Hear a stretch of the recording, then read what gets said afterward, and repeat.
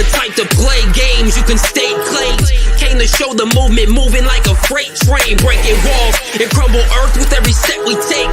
We walking by with lash and your neck will break.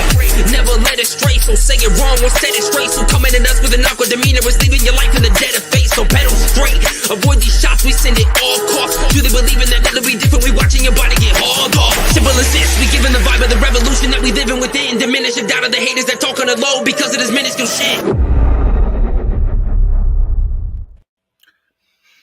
Daggerheart. Daggerheart. Will campaign 3 be set using Daggerheart? Come, Mr. Mercer Man, tell me the answer. Daggerheart, come, and me want to go home. Come for the singing, stay for the news, it is I. Your musical guide to all the tabletop role-playing game news, weather, and general internet nonsense that is referred to as the OGGM. It's 8 o'clock on the dot here at Site B on the 20th day of June. It is the summer solstice, the longest day of the year. The weirdness magnet is at 11. It is bright. It is sunny. It is 60 degrees on the dot. It looks like it's going to be a gorgeous day. What better way to start it than to make fun of Critical Role? That's right, it's Daggerheart Beats, where we take a look at what's going on in the long-awaited, highly anticipated Daggerheart role-playing game that should be coming out in some form sometime after Gen Con. So first, let's look at the numbers, then let's address the news, let's address a comment that somebody made about my Daggerheart episode. So first, this week's numbers. Now, obviously, the numbers are going to continue to be going down. This does not reflect the popularity or lack thereof of the show. It is simple math. More and more of the Critical Role fans are switching from the public shows like Twitch and YouTube over to Critical Role's own streaming service, Beacon. And as Beacon grows and evolves, more and more of them will be willing to spend money to watch Critical Role exclusive stuff, as opposed to getting a hodgepodge of things at a random basis for free. I mean, sure, I don't have to pay money to watch it on Twitch or YouTube, but then it's sort of random what they put on, you know, and it's never, you know, we get it a week later and just kind of what, yeah. So, yeah, I don't blame them for switching over. If that's your thing, obviously it's worth it to you to spend the whatever it is, $5 a month to be able to have instant access, plus access to all the older stuff that they have the rights to. Unfortunately, still, if you are looking for playthroughs of C1 and parts of C2, that's still tied up in some weird legal mumbo jumbo between them and Felicia Day and Geek and Sundry and another company whose name escapes me, but I think eventually that'll be resolved and you will be able to see C1 and C2 on the Beacon. That said, let's see how the Twitch is doing. All right, the last time we had anything posted on the Twitch was 7 days ago, which was them just doing Daggerheart. They're leveling up their Daggerheart characters. They're doing more Daggerheart playthrough. They made a huge, vague announcement, which we'll get to momentarily. Only 72.9K views, which is up from the last time they did it, Daggerheart, on the Twitch. But obviously, again, this is Twitch, and everybody is leaving Twitch for Beacon. I mean, there are only 1.4 million followers on the Critical Role Twitch, which is nothing. They used to have, I mean, I'll just pick a random one. Here's a guy with 3.1, and he's a nobody. I've never heard of this dude. Million. Who's this guy? I don't know. This guy's got 4.2 million. I don't know who he is. They're just picking random Twitch. So the fact that there's only 1.2 million still on Twitch, you would think, oh, well, that's a horrible thing. Look how bad they're doing. But no, it's that all the fans are leaving Twitch to go to Beacon. Meanwhile, with the Tube of You, which generally has bigger numbers than the Twitch and consistently has had bigger numbers than the Twitch for the past year or so, I guess it's just easier to watch it on YouTube. It's easier to access YouTube. I think maybe that's what it is, you know. Twitch is a struggle to access. YouTube is pretty easy. All right, so we had Myths Season 3, Episode 18 with 15K views. Guys, at this point, I think the only reason why they're doing it is because they enjoy doing it. We had Level Up Daggerheart from 4 to 6 with 59K views, which I'm pretty sure they would think that they would want more views. And the campaign 3 abridged for I don't know what episode this is. Episode 9, only 17K views. Again, I think they probably would have wanted more. But again, most of those, I'm assuming, are switching to the Beacon. Right now, the Critical Role YouTube channel only has 2.24 million subs, which is ridiculous. But it was up to, way higher before Beacon was announced. So, all right. So we got some Daggerheart sort of news. First, according to the channel, the Daggerheart thingy. The last patch release update was June 11th. A lot of people are saying it feels as done as the beta test is going to be. So I guess next step is actual plays and kickstarting it or whatever they're going to do. But several people have said that after reading the June 11th patch release, it feels like it's as done as it's going to be.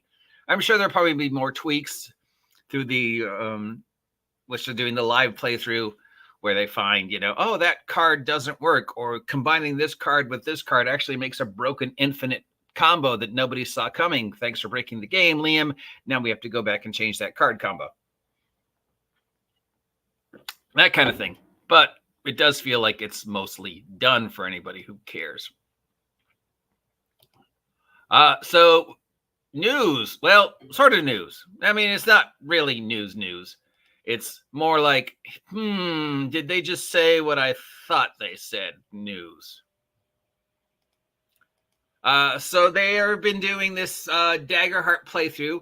They have now said that this is not the official Daggerheart playthrough. That's the first part of the story. While they were doing this leveling up playthrough, checking out higher level mechanics, checking out the card combos, it was mentioned that there's still a official Daggerheart campaign coming. This is just a play test. This is not the official. And when they do the official Daggerheart, it will not be these characters, but it will probably be different characters. Could campaign 3 campaign 4 be Daggerheart? As we know, I have said multiple times, I think it should. They have said they're doubling down on Daggerheart. They're really focusing on Daggerheart. More and more people are feeling that this is it for them. That they are going to end their relationship with Wizards of the Coast and switch to Daggerheart, and campaign 4 being either a transition from Wizards of the Coast D&D to Daggerheart, or end campaign 3 and campaign 4 is the aftermath, and it is completely switched to Daggerheart. Either it's continuing the story on Xandria post campaign 3 or pre-campaign 3. You could also do a prequel. And just because of the events of campaign 3, things have changed, which explains why the mechanics of the universe has changed, i.e. we switched from this game to this game. And because the mechanics are different, we have to quantify that story-wise. Or you don't. You could just drastically switch systems and not offer any explanation whatsoever why campaign 3's physics operated one way and campaign 4's physics operated the other way. But it is something that has been tried before. It has worked twice for D&D, one time way better than the other type. Other times, games of companies have tried to do it. It either works pretty good to not too good. Pathfinder's doing it right now with their War of the Immortals, and I think they're going to do a good job with it. But basically, it's repeating what you did with the Avatar trilogy when they switched editions for D&D, and you explain the switch of the mechanics. Oh, this used to work like this. Now it works like this via the events of a campaign. For D&D, it was the Avatar trilogy. By the end of the Avatar trilogy, the events of the Avatar trilogy explained the changes to the rules. Brilliant way to do it. Probably the best way. Let's call it what it was.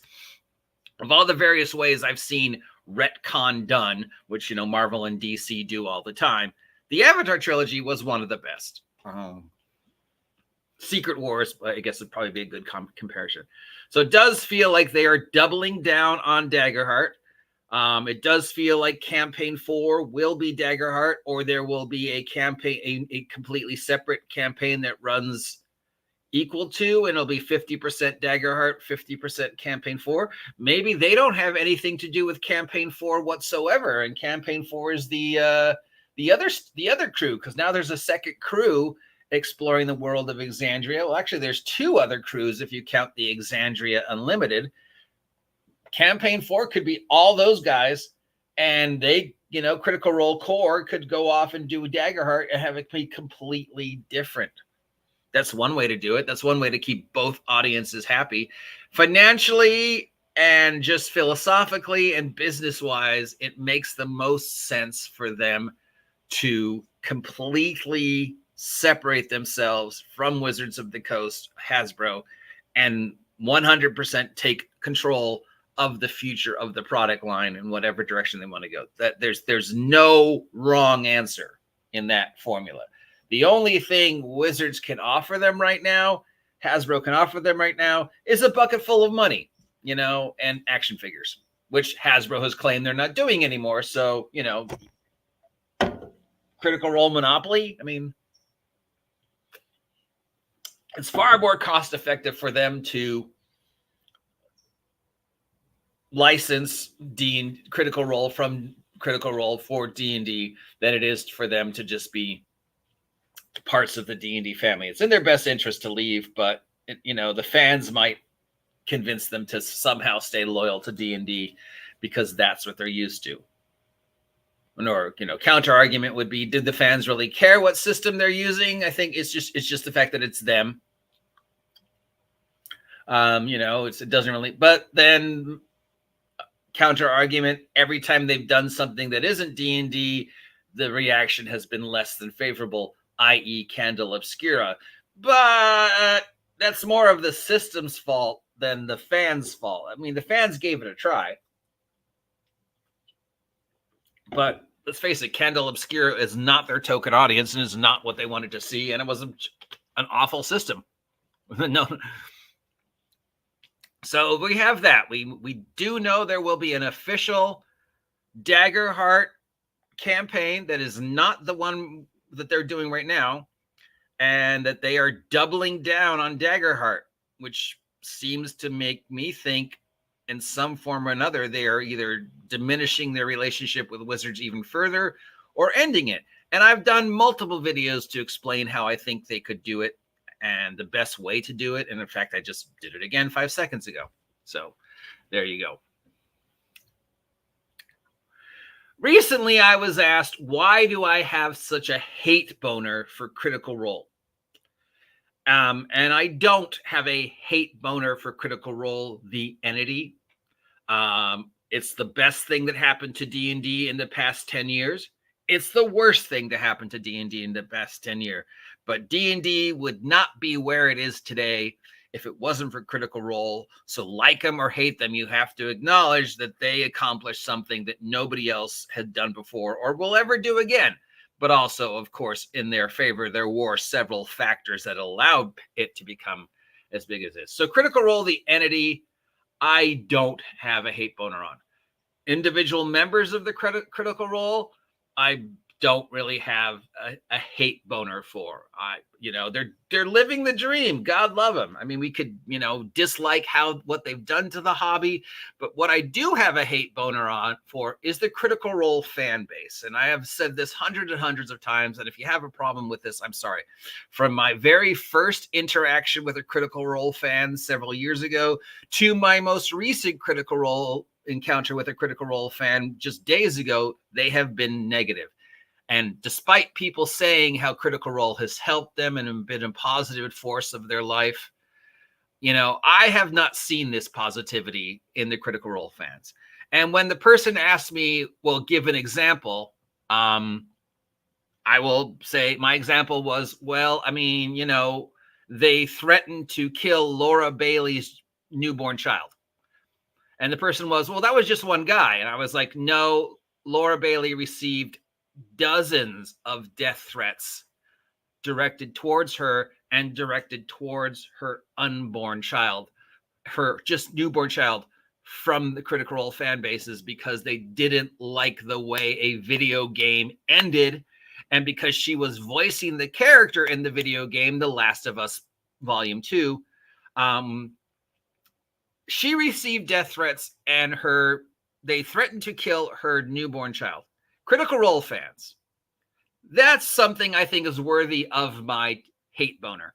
Marisha Ray, since day one, has received death threats on almost a monthly basis. She still receives unbelievably toxic comments, emails, death threats from the loving Critical Role fan base. Every time she does something they don't like, you know, Ashley Johnson and all the shit that she went through, and then all the shit that it turns out might be real, might be play. I mean, the Critical Role fans are unbelievably toxic, unbelievably fickle, and will turn on them on a dime. I mean, look what happened when Matt did the whole thing about him being depressed and how toxic the response was to that. And most of those were so-called fans. So if you are curious why I have a hate boner for Critical Role, and you haven't heard my previous stories, again, my very first encounter with a Critical Role fan was unbelievably hostile.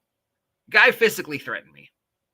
And my most recent encounter with a Critical Role fan, unbelievably hostile, unbelievably toxic.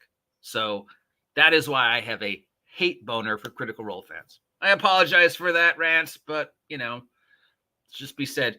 I hope they abandon Wizards of the Coast and switch completely over to Daggerheart or another system.